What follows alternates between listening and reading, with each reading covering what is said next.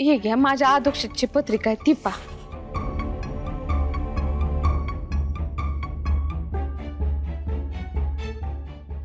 अरे देवा, अहो तुमच्या मुलाच्या आयुष्यात अपशकुनी सावलीने प्रवेश केलाय। काय सांगताय?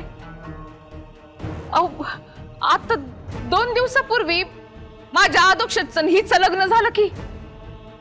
ग्रहदशेवरून तरी असं दिसतंय की अपशकुनाची सावली खूप दाट आहे। म्हणजे तुमचं म्हणणं असं तर नाही ना का या दोघांच्या लग्नामुळे हे सगळं झालं? म्हणजे तुम्हाला असं म्हणायचंय का ही माझी सून अपशकुनी आहे म्हणून?